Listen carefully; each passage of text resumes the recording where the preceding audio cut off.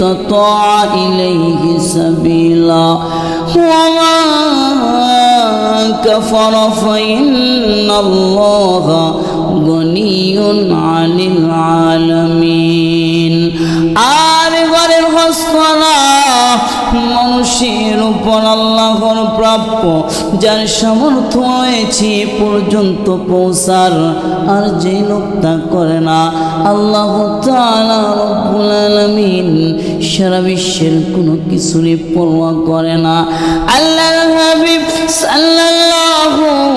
আলাইহি ওয়াসাল্লাম বলেন যে ব্যক্তি আল্লাহ তাআলার উদ্দেশ্যে হজ করবে এবং কোনো প্রকার কোনো অশ্লীল কাজকর্ম করবে না অশ্লীল কথাবার্তা বলবে না ওই লোকটি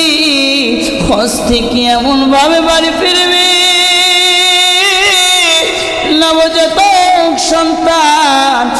মায়ের গর্ভ থেকে যেমন নিষ্পাপ হয়ে বের হয় ওই ব্যক্তি হজ থেকে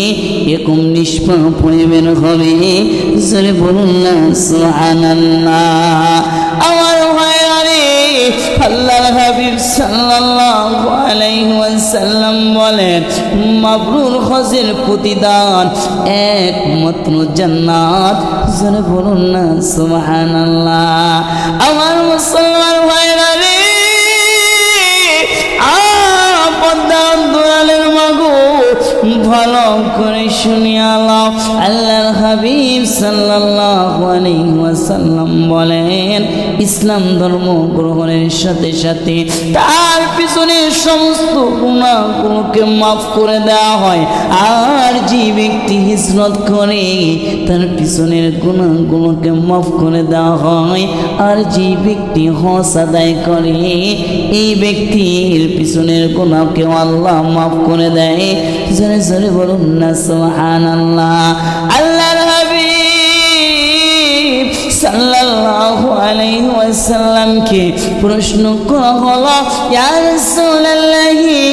ইয়া হাবিবাল্লাহ ওগো নবীজি বলেন উত্তম আমল কোনটি আল্লাহর হাবিব সাল্লাল্লাহু আলাইহি ওয়াসাল্লাম বললেন আল্লাহ এবং তার রাসূলের প্রতি ঈমান আনা আল্লাহর হাবিবকে প্রশ্ন করা হলো ইয়া রাসূলুল্লাহ এর পরে কোনটি আল্লাহর হাবিব সাল্লাল্লাহু আলাইহি ওয়াসাল্লাম বললেন জিহাদ করা এরপরে জিজ্ঞাসা করা হলো ইয়া রাসূলুল্লাহ ইয়া হাবিবাল্লাহ